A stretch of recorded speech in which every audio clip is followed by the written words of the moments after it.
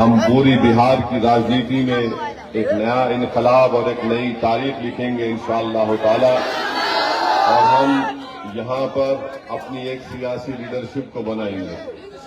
یاد رکھیے، کسی قوم کے لیے، کسی سماج کے لیے 50 اور 70 سال کا ایک لمبا عرصہ کافی ہوتا ہے اس بات کو سمجھنے کے لیے، اس بات کو محسوس کرنے کے لیے کہ جب تک وہ سماج، وہ سمودائے اپنی ایک سیاسی لیڈرشپ کو نہیں بنائے گا، ان کی تکلیف، ان کے مسائل، ان سے انصاف نہیں ہو پائے گا۔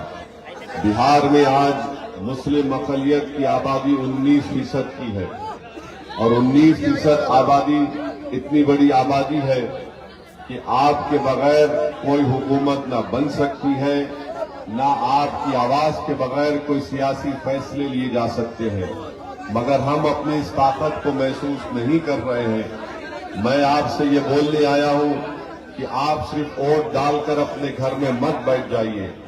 آپ ایک شہری ہیں، آپ کو تمام حقوق حاصل ہونا ہے، آپ کو تمام حق آپ کو ملنا ہے جو بھارت کے سمویدھان نے ہم تمام کو دیا ہے۔ تو میری آپ سے گزارش ہے کہ اخترالایمان صاحب کی قیادت میں جو بہار میں مسلم اقلیت اور مظلوم عوام کی انصاف کی لڑائی لڑی جا رہی ہے، اس میں آپ کے ساتھ کی ضرورت ہے، آپ کی ووٹ کی ضرورت ہے، اور آپ تمام نوجوانوں کو ایک پیغام دینے آیا ہوں کہ دیکھیے، یہ لڑائی آپ کے لیے ہے، آنے والا مستقبل نوجوانوں آپ کا ہے۔ بہار میں 60% آبادی، قریب 60% آبادی 25 سال سے کم عمر نوجوان لڑکے اور لڑکیوں پر مشتمل ہے۔ میں بزرگوں سے گزارش اور اپیل کر رہا ہوں کہ آپ جب ووٹ ڈالنے جائیں گے تو اپنے نوجوانوں کے چہروں کو دیکھیے، ان کی حالات پر غور کریے، آپ ان کو دیکھ کر پتنگ صاحب کے نشان پر ووٹ ڈال کر اپنی پارٹی کو، اپنے اتحاد کو کامیاب کریے۔ برسوں آپ نے مختلف سیاسی نیتاؤں کو، سیاسی پارٹیوں کو آپ نے ووٹ دیا، ہم کو کیا ملا سوائے ووٹ ڈال کر آ کر گھر میں سو جانا، اور اس کے بعد ہماری تکالیف میں کوئی کمی نہیں ہوتی ہے۔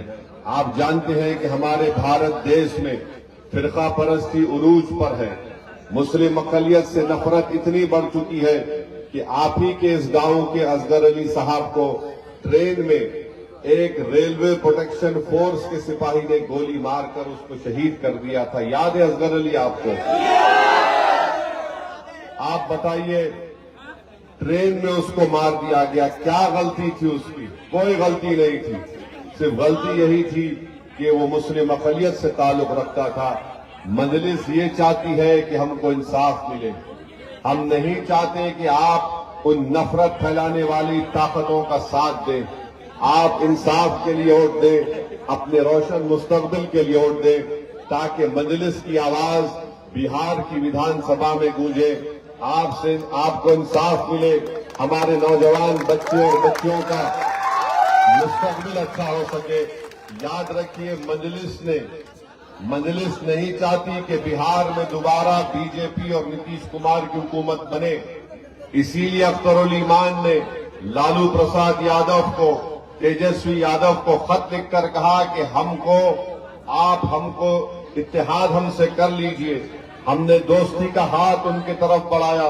اخترالایمان نے تیجسوی یادو کو خط لکھ کر کہا کہ مجلس کو بہار میں صرف 6 سیٹ دیجئے، اگر آپ مکھیہ منتری بنتے ہیں یا آپ کے انڈیا الائنس کو ستہ ملتی ہے تو مجلس کے ودھائک کو منتری مت بنائیے۔ آپ صرف بی جے پی کی فرقہ پرستی کو روکیے، یہاں پر انصاف کریے 19% آبادی سے۔ اگر اس کے باوجود بھی تیجسوی اور لالو پرساد اور ان کے خاندان کے لوگ ہماری اس دوستی کی پیشکش کو قبول نہیں کرتے، اور دوبارہ اگر خدا نخواستہ مودی کا آدمی یہاں پر مکھیہ منتری بنے گا تو آپ کو معلوم ہو جائے گا کہ کون مودی کو بہار میں آنے سے روک رہا تھا اور کون مودی کو بہار میں کامیاب کرنا چاہتا تھا۔ یہ بات میں آپ کے درمیان میں کھڑے ہو کر کہہ رہا ہوں۔ بار بار الزام لگاتے، جھوٹا الزام، بی ٹیم، فلاں ٹیم۔ ارے بھائی، ہم بی ٹیم نہیں ہے، تمہاری وجہ سے بی جے پی کامیاب ہو رہی ہے، ہماری وجہ سے نہیں ہو رہی ہے۔ कभी यहाँ के मुसलमानों ने आपने कभी बीजेपी को वोट दिया? तो कैसे भाजपा का आदमी जीत जाता है?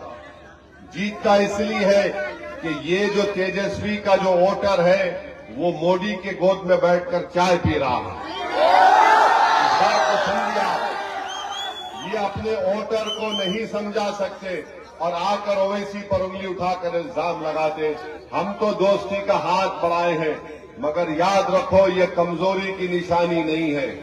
अगर ये हाथ दोस्ती की तरफ बढ़ सकता है, अगर तुम नहीं समझोगे और अगर तुम इसी तरह गुरूर और तकब्बुर के शिकार रहोगे तो बिहार की जनता कभी तुम्हें माफ नहीं करेगी, क्योंकि तुम्हारी नादानियों की वजह से नुकसान न सिर्फ बिहार के बिहारियों को हो रहा है, बल्कि देश के तमाम गरीब और मजलूम अवाम को उसका नुकसान उठाना पड़ रहा है। बहरहाल मेरे अजीज दोस्तों, बुजुर्गों, आप तमाम का बेहद शुक्रिया, आप यहाँ पर आए। आपसे अपील कर रहे हैं कि विधानसभा चुनाव में बटन छाप पर बटन दबाकर अपने इत्तेहाद और सियासी शऊर का सबूत दीजिए।